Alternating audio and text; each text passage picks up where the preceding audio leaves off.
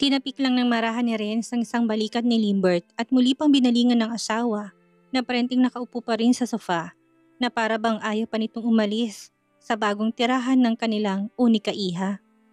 Alam ni Althea na aawayin siya ng asawa kapag iginiit niya na gusto niyang makita ang silid ng anak upang matiyak lang na comfortable yon kahit na ang tanda na nito at medyo off kung hihilingin niyang bagay na yon. Wala lang, gusto lang niya na makasiguro na maayos ang silid kahit napahapyaw na sulyap lang dahil nadudurog ang puso niya kapag naisip na nahihirapan ang anak ng kanyang inalagaan na matagal nang dahil lang sa biglaan itong maling desisyon sa buhay. Nasa dulo na ng kanyang dilang linyang matagal niya nang hinabi upang kumbinsihin si Renz na hayaan siyang gawin yon. Ngunit hindi naman niya magawang maisatinig ng malingunan na niya si Limbert na inosente pa rin ang mukhang palipat-lipat ang tingin sa kanilang mag-asawa. Mukha namang mahal nito ang anak niya, ngunit hindi pa rin siya kumbinsido pagdating sa bagay na yon. Isa pa, nag-iisang babae yon kaya masakit sa kalooban niya na sana naman ay maintindihan ni Limbert dahil saksi rin naman ito kung gaano niya kamahal ang anak. Baka mamaya rin ay sa panlabas lang mabuti ang pakikitungo ni Limbert kay Talia at pinagtatakpan siya ng anak. Ayaw ni Althea na sundan ng kanyang anak ang paghihirap noon na kanyang tiniis gayong marami naman itong choice na makakayang gawin niya. Gusto lang niyang masigurado at talagang tiyakin na masaya dito ang anak na napatunayan naman niya sa kanilang picture. Nakikita niya ang kanyang sarili sa kanilang larawan noon, mga panahong ganun pa lang din ang kanyang edad. Gayunpaman, hindi pa rin yon naging sapat para kay Althea na pakiramdam ay alam na niya ang lahat ng bagay. Mahal, tumayo ka na dyan at tayo ay aalis na. Nakita mo naman hindi ba? Wala naman tayong dapat na ipag-alala. Sambit pa ni Renz nang ngumiti pa upang pagaanin ang tensyon na nakikita niya sa itsura ng kanyang manugang. Mukhang okay naman din ang kondong tirahan nilang mag-asawa. Hindi na masama. Nakuha pa nga nilang kumuha ng maid. Makampante ka na. Alo pa ni Renz na kaagad na basang pinupunto ng mga tingin at paninitig ni Althea sa kanya. Sa tagal ng kanilang pagsasama ay nasanay siya ng ganun ang emosyon ng mukha nito kapag may nais na gawin. Hindi pinansin ni Althea ang sinabi ng asawa. Bilang ina ni Talia, may ibang kutob siya sa asawa nitong si Limbert na hindi niya magawang ipaliwanag sa pamamagitan ng mga salita lang. Sa itsura nito, parang hindi to gagawa ng mabuti. Oo, aminado naman siyang mabait si Limbert at nasubaybayan nilang paglaki nito. Nabigyan niya rin ng mga pangaral ang bata habang lumalaki siya. Ngunit hindi pa rin talaga siya naging kampante. May lihim na bumubulong sa kanya dito. Hihintay na tayo ng iba pang mga anak mo sa villa. Pinapunta mo sila tapos gusto mo palang magtagal dito. Sana hindi mo na lang sila pinapunta, lalo na si Dos na nanggaling pa sa malayong biyahe, hindi ba? Sinubukang igiit ni Renz na nais ipaalala sa asawa na may iba sa kanilang naghihintay sa pag-uwi, ang kambal at si Dos. Baka sakaling maging epektibo. Huminga ng malalim si Althea na unti-unti nang umahon sa kanyang upuan. Sa palagay niya wala na siyang magagawa. Mukhang tama naman ng asawa niya. Kailangan na nga nilang umuwi para sa ibang mga anak na naghihintay. Sa susunod na lang niya hihilingin na makita ang silid ni Limbert at Talia. Siguro mas mabuti kung naroon ang anak nilang si Talia nang makausap na rin nilang mag-asawa ito na huwag magiging malihim. Dala lang ng bugso ng damdamin nilang mag-asawa kung kaya naman nakapagbitaw sila ng masasakit na salita noong araw na nagpasya itong lumayas at piliin si Limbert. Kumpara sa kanilang magulang niya, yung naging bakasyon nila sa Paris ay parang pagninilay-nilay nilang mag-asawa. Naging malinaw din sa kanya na dapat hindi niya hinahadlangan ng anak. Eka nga, kung gusto nitong lumipad, bakit hindi niya turuan na lang sa halip na balian niya ng pakpak at hadlangan doon? Okay, pagbalik na lang dito ni Talia, nabitin sa ere ang puwet ni Althea nang may masulyapang bulto ng katawan na kinamumuhian niya na parang hangin na dumaan sa kanyang paningin. Nanatili ang kanyang mga mata sa banda kung saan niya ito nakita, ngunit hindi na muli pa niyang nasilayan. Si Eleanor yun na sa mga sandaling yun ay hindi mapalagay dahil ang pakiramdam niya ay pinapahirapan ng mga salmed at inaapi ang anak niya. Kung kaya naman kinakailangan niyang gumawa ng paraan. Kumurap-kurap pa si Althea dahil baka naman namamalikmata lang siya at guni-guni lang niya ang nakita. Sumilip na kasi si Eleanor ng saglit na parang hangin din sa bilis. Bagay na mas ikinabahala pa ni Althea dahil batid niyang sa babae ang katawan na yun. Hindi siya maaring magkamali. Ang alam niya ay nasa facility pa rin ito ng mga may sakit sa mental health. Yun ang huling update niya. Hindi na rin naman siya nakibalita pa dito. Ilang taon nang lumipas dahil mas nag-focus siya sa kanyang kumpanya, kalusugan at kanilang pamilya. Wala na siyang panahon na pag-ukulan pa ng kanyang pansin ng babaeng anak sa relasyon nila noon ni Renz. At ang makitang babae sa tirahan ng kanyang anak na babae, naghatid yun ng kakaibang takot at pangamba sa bawat himaymay ni Althea. Para siyang hinila sa nakaraan kung saan pinagtangkaan nito ang buhay ng kanyang mga anak na triplets. Mabuti na lang at naging maagap sila at wala ni isa sa kanilang napahamak. Kung sakaling nangyari yun, hindi niya alam kung anong sitwasyon niya ng sandaling iyon. Ito na nga bang sinasabi niya?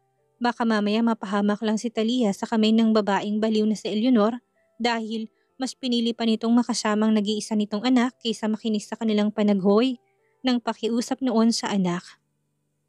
Althea, muling untag ni Renz sa asawa na halatang hindi narinig ang kanyang mga sinabi ng pag-aaya dito. Naniningkit na ang mga mata ng may bahay ni Renz nang lingunin niya si Limbert na biglang bumukas sa mukhang takot nang makitang hilat siya ng kanyang biyanang babae na puno ng lihim na pag-akusa. Hindi na yun kagaya kanina, na seryoso at medyo friendly.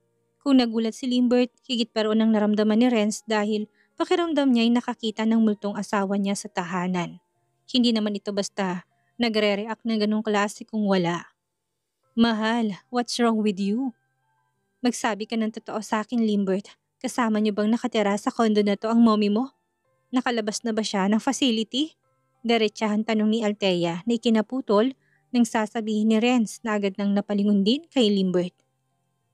Biglang namutla na ang mukha ni Limbert na napalingon na sa banda ng veranda kung nasaan ang ina niya. Hindi niya kayang magtago sa kanyang mga in-laws dahil alam niyang mahuhuli rin naman kung gagawin niyang bagay na yon. Isa pa tsak na magiging kasiraan niya ng maalala ang bagay na yon kung susubukan niya pa itong gawin ngayon. Sumagot ka dahil tinatanong kita, may banta ng boses ni Althea na hindi na maganda pa sa pandinig ni Numan. Hindi na nakatiis doon si Eleanor na nagkukubli lang at lihim na nakikinig sa daloy ng kanilang usapan sa malapit. Hindi siya makakapayag na ginagano na lang ni Althea ang kanyang anak. Ngayong nakalabas na siya, hindi na siya papayag. Hindi na siya papayag na mababang tingnan at itrato ng basura ang kanyang anak. Hindi na siya doon makakapayag pa. Ano naman kung dito nga ako nakatira? Anong problema mo doon, Althea? Parang nais nang humandusay ni Limbert sa kanyang kinatatayuan na magpakita pa sa kanilang inang inutusan niya kanina. Nang malinaw na anuman ang mangyari, ay huwag na huwag lalabas ng veranda. Sa ginawa nito ay mas lalong pinalala niya lang ang sitwasyon. Napilit niyang tinatakasan at nais na ring matapos na kanina pa nang makahinga na. Kumusta naman kayong mag-asawa?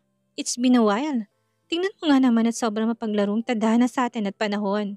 Sino bang mag-aakala na sa bandang dako pa roon ay magiging magbalai rin pala tayong tatlo? Bilang reaksyon, umiting ang panga ni Renz habang ilang minutong nanlisik ang mga mata kay Eleanor na nagawa pang ngumiti sa kanya. Agad na nilapitan ng lalaki si Althea upang saluhin ang katawan nito na kulang na lang ay mahimatay sa biglaang pagpapakita sa kanila ni Eleanor. Bagay na hindi nila nagawang paghandaan dahil sa biglaan nga. Ang babaeng multo sa kanilang nakaraan na matagal na nilang ibinaon sa limot. Kapwa titig na titig ng mga mata nilang mag-asawa sa babaeng nagawa pang umiti ng malaki na para bang magkakaibigan silang matagal na hindi nakita. Hindi sila makapaniwala na makakayang manirahan ng anak nilang si Talia kasama nitong babaeng yun. Mom! Umalingaw-ngaw na sigaw ni Limbert na punong-puno ng puot at labis na frustration ng boses. Hindi niya alintana kung naroon man ang kanyang mga in-laws. As long as ina naman niya ang kanyang binubulyawan. Ano ba? Nagbili na siya kanina na huwag lalabas, ngunit ang tigas ng ulo ng kanyang ina na hindi nakinig sa kanya. Ano na lang ang iisipin ng kanyang mga in-laws? Paniguradong maging siya ay masama na sa paningin nila. Dapat talaga hindi siya pumayag sa kagustuhan nito. Kung alam lang niyang ipapahamak lang din naman pala siya nito at hindi rin papakinggan. Bakit ganyan ka, Limbert? Tumatahimik lang? Bakit hinahayaan mo silang gawin ang bagay na yun? Wala silang masamang ginagawa sa akin, Mommy. Huwag ka nga mag-imbento at mag-isip ng masama. Puno ng pagkadismayang parehong mga mata ni Renz at Althea kay Limbert na kung kanina ay halatang tanggap nilang dalawang asawa nito ng kanilang anak, ngayon ay biglang bumaliktad yun at naging taliwas sa inaasam niya. Alam ni Limbert ang nangyaring kidnapping sa pagitan ng kanyang ina't asawa ngayong si Talia. Kung kaya hindi maintindihan ng mag-asawa kung bakit hinahayaan ni Limbert na manirahan sila sa isang bubong kasama ng ina. Hindi malang ba nito naisip na trauma pa rin doon si Talia dahil sa kalokohang iyon ni Eleanor ay binawi ng buhay ang kanilang lola na haba pa sanang buhay kung hindi lang dahil sa kabalbalang ginawa noon sa kanila ni Eleanor. Matanda na ang anak nilang si Talia pero batid nilang may trauma ito nang dahil sa kagagawa ng kanyang ina noon. Mali po kayo ng iniisip. Hindi po nakatira si Mommy kasama namin ni Talia. Nagkukumahog na paliwanag niya. Umaasa na makukuha pa rin yung simpatya ng mag-asawang sabay ang napailing. Nagbabakasyon lang po siya dito at itinaas na ni Renz ang kanyang isang palad upang patigilin si Limbert sa kanyang pagsasalita. You don't have to explain yourself, Limbert. Malungkot na tura ni Renz na batid niyang nahihirapan na siyang ipagtanggol ito sa kanyang asawa. Aalis na kami. Sa ibang araw na lang siguro tayo mag-set ng araw upang magkausap. Pagkasabi noon ay tuluyan na ngang umalis ang mag-asawa at walang nagawa si Limbert kung hindi ang ihatid sila sa paningin ng habang nakatulala pa rin sa kanyang kinatatayuan.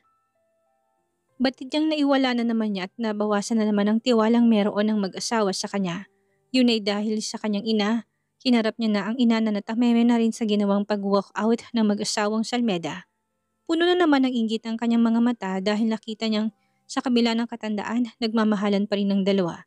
Samantalang siya, tanging anak na lang na si Limbert ang kasalukuyang meron at natitira. Nabalik ang atensyon niya sa anak nang humarap na sa kanya habang nababalot ang mukha ng puot. Sunod-sunod na siyang napalunok ng kanyang laway nang dahil na sa kaba. Limbert, sinabihan na kitang huwag kang lalabas, hindi ba? Alin ang mahirap sabilin ko, Mom? Wala na, sinira mo ng diskarte ko. Pamartsyang lumabas ng kondo si Limbert upang habulin ang kanyang mga in-laws ngunit huli na siya. Nakaalis ng sasakyan kung saan nakalula ng mag-asawa. Hindi mapigilan ni Althea ang labis na pag-aalala sa kanyang anak. Dapat talaga hindi natin sila pinayagang magpakasal na dalawa. Paano kung unti-unti niyang lasunin si Talia? Hindi ko yun kakayanin, Renz. OA na reaksyon ni Althea na bagamat masama ang loob ay tinawagan niya na ang unika iha. Gulantang na napabangon ng kama si Talia nang makitang pangalan ng inang nakarehistro. Ang tawag sa kanya. Nabitawan niya pa ang cellphone na tumama sa kanyang isang hita sa pagkagulat. Nakagat na niyang hiniliit sa daliri sa kamay. Iniisip niya kung sasagutin niya ba ang tawag nito o hindi. Hindi pa sila muling nagkakausap ng ina mula nang ikasal siya kahit sa message lang yon. Kaya sobrang kabado siya at natatakot na kinukontak na ngayon siya ng ina. Hello, Mom? Pausang boses na halos ayaw pang lumabas sa kanyang bibig nang dahil sa hina nun. Kailan ang balik mo ng Maynila, Talia? Seryosang boses nitong tanong sa kanya na buong akala niya'y normal lang. In a week, Mommy. Sa villa ka dumiretso at hindi sa bahay niyo ng asawa mo. Pinalawikan ni Althea na kaagad na pinatay ang tawag dito. Naging palaisipan yun kay Talia na nakatulala pa rin lalo na nang malaman na pinutulan ng ina niya ang tawag. Mahal, hindi mo pwedeng gawin yun. Ano na naman ang iisipin ng anak mo? Hinahawakan mo siya sa kanyang leeg? Alman ni Renz na narinig ang naging palitan ng kanilang usapan. Sana ipinaliwanag mong dahilan sa kanya ng maunawaan. Malay mo, hindi alam ni Talia na naroon ang ina ng kanyang asawa. Sabi ni Limbert, bisita lang siya. At naniwala ka naman sa batang yun. Pandidilat pa ng mga mata ni Althea sa asawa na may kasamang pag-irap. Renz, sinungaling at manloloko ang punong pinanggalingan niya. Tingin mo malalayo bang bunga? Hindi. Paniguradang may ibang pinaplano sa Eleanor sa anak natin. Makikinig ka sa akin, Renz. Malakas ang kutob ko. Hindi maglalaon at ipapahamak niyang anak nating si Talia. Dahil nais niyang gumanti. Natameme na si Renz sa bilis ng imagination ng asawa niyang si Althea na batid niyang hindi niya pwedeng salungatin kahit na may pagkakataon siyang gawin ng bagay na yun. May punto naman ang asawa niya ngunit ayaw niyang isipin nila yon dahil napaka-negatibo. Kumakapit pa rin kasi siya sa tiwalang ibinigay niya kay Limbert na hindi yun magagawa ng lalaki sa kanyang anak dahil mahal na mahal ito ang kanilang unika iha. 100% na pihadong hindi alam yun ng kanilang anak na si Talia na naroon ang ina ni Limbert at tamang sinasabing dahilan ni Limbert na bisita lang niya ito. Kumalma ka nga, Althea. Paano natin malulutas ang problema kung ganyan ang reaksyon mo? Matanda na tayo. Hindi tayo pwedeng basta-basta na lang magpapadalos-dalos sa ating mga kinuha at desisyon sa buhay. Ha? Kalma, mahal. Kailangan nating maging mahinahon. Hindi mo kailangang ma-high blood. Hindi na lang sumagot si Altaya na maring itinikom ng kanyang bibig na mas sumidhi pang galit sa manugang niya. Ang buong akala pa naman niya ay magiging maayos ng tungo niya sa lalaki. Hindi pa rin pala, lalo na't naabutan nilang asawa niya na kinamumuhian niyang babae sa buong buhay niya. Matanda ng anak natin, kaya niya na solusyonan yun. Isa pa, si Talia yon mahal. Si Talia na hindi mahina. Kinulma naman natin siya na maging matapang, hindi ba? Makakaya niya ng sarili niya. Basta, papanindigan ko at pipilitin ko na umuwi ang anak natin sa atin at babalik niya ng Maynila. Hindi ako tiwala sa pagmamahal ni Limbert sa kanya. Halata naman din na hindi niya pa kayang umalis sa ilalim ng saya ng kanyang ina. Alam niyang galit tayo doon tapos patitirahin niya doon? Sabihin na natin bisita at hindi alam ni Talia. Bakit hindi alam ng anak natin? Pinapakita lang niya na wala siyang respeto. Problemadong napakamot na lang si Renz sa kanyang ulo, dala ng konsumisyon. Sa ipinapakitang ugali ng asawa niya, iginit niya talaga na tama siya at alam ni Renz na mahirapan siyang pahinahunin ito. Huwag mo kong pilitin na tanggapin ang manugang mong hilaw. Renz, na una pa lang ay alam mong ayaw ko na sa kanya. Ha? Ngayon pa nalaman kong nandun ang baliw niyang ina. No way, ayoko magkaanak sila ni Talia. Baka mamaya, malahian pa niyang anak natin na may diferensyang anak. Sa kanilang banday hindi naman naglaon at muling umakyat ng kondo si Limbert na may seryosong muka. Hindi niya pinansin na tumaktong hindi niya nakikita ang inang sumalubong sa kanya sa may pintuan na puno ng pag-aalala ang kanyang muka. Bad trip siya dito kaya naman ganun siya. Ano Limbert, naabutan mo na ba sila at nakausap? Anong sabi nilang mag-asawa ha? Tuloy-tuloy lang ang kanyang hakbang habang nakabuntot sa kanyang likuran si Eleanor. Nakabado ng muka. Seryoso kasi, ang mukha ng anak at alam niyang siya na naman ang dahilan nito at malamang ay ang sisisihin nito. Ginawa lang naman niya ang pagiging ina niya kay Limbert at sa tingin niya ay wala namang masama sa naging asta niya kanina. Limbert! Padabog at malakas na ibinalibag ni Limbert pasarang pintuan ng kanyang silid at pagkatapos ay nilak niya yon. Makailang beses yung kinatok ng kanyang ina upang kunin ang kanyang atensyon na wala naman silang pakialam dito. Tinungo niyang kamat dinampot ang kanyang cellphone na naiwan. Ganun na lang ang kaba niya nang makita kung gaano karami ang message ng asawa. Hindi lang yon. Tad-tad din siya na napakarami nitong missed calls. Sigurado siya na nabanggit ng mga magulang ng kanyang asawa ang nangyari sa kanilang pagpunta doon. Halos mapaigtad si Limbert nang muling mag-vibrate ang kanyang cellphone at makitang tumatawag na muli ang asawa niya si Talia sa kanya. Ilang segundong tinitigan niya lang yon, hindi malaman kung sasagutin niya ba o hahayaang hindi na naman nasagot. Sorry mahal, tawag ka na lang ulit please. Sambit niyang ginulupang muli ang kanyang buhok sa frustration niya. Kulang ang salitang bad trip na si Talia nang hindi na naman sagutin ng kanyang asawang kanyang tawag. Gusto niyang malaman kung ano ang nangyari at ganun na lang ang reaksyon ng kanyang ina sa tawag. Sigurado siya na may nangyari sa pagitan nila ng kanyang asawa kung kaya ganun na naman ang reaksyon ng ina niyang mas lalong nagalit pa. Hindi niya ba pinakiharapan ng maayos sina mommy at daddy? Ano ba kasing nangyari sa kanila? Malakas na tanong ni Talia sa kanyang sarili na palakad-lakad na sa loob ng kanyang silid at hindi na mapirmi sa kinatatayuan. Sa huli ay minabuting tawagan niya si Dos upang makibalita dahil mas may alam ito sa mga nangyayari doon. Kung si Limbert lang ang hinihintay niyang sagutin ang tawag niya, baka mamuti na lang ang kanyang mga mata, hindi pa ito nasagot. O, napatawag ka. Tinawagan ako ni Mommy. May alam ka ba kung bakit mukhang high blood siya ngayon? Galing na ba sila sa kondo? Ha? Anong ibig mo sabihin, Talia? Napapikit na lang si Talia ang kanyang mga mata dahil parang hindi rin siya maintindihan ng kapatid. Halatang walang alam sa mga nangyari. Napahilot na siya ng kanyang sentido sa sakit at pagkahilong nararamdaman dahil sa nangyayari. Wala. Sige na. Bago pa muling makapagsalita si Dos na naguguluhan na rin sa kapatid ay pinatay na nito kaagad ang tawag niya dito. Kapag ito hindi mo pa sinagot Limbert, malilintikan ka talaga sa akin. Galaitin niyang tura na muling tinawagan ng asawa habang magkadikit na ang kanyang mga ngipin sa labis na inis. Oras na hindi niya ito sagutin, yun ay uuwian niya ito. Hello? Mabuti naman at sinagot mo. Kanina pa ako tawag ng tawag sa'yo. Ano bang pinagkakaabalahan mo? Sigaw na ni Talia na hindi mapigilan ang pagsabog ng kanyang emosyon na kanina pa niya kinikimkim. Weekend, imposible na may trabaho ka o nasa meeting ka. Huwag na huwag mong tatangkaing magsinungaling Limbert at malilintikan ka. Ilang segundong na ilayo na ni Limbert ang kanyang cellphone sa tenga sa lakas ng boses na galit niyang asawa. Ganun pa man ang ginawa niya, malinaw pa rin narinig ang boses ni Talia na alam niyang nakataas na ngayon. Sorry, ano bang pinagkakaabalahan mo? Nakapunta na ba dyan sina mommy at daddy?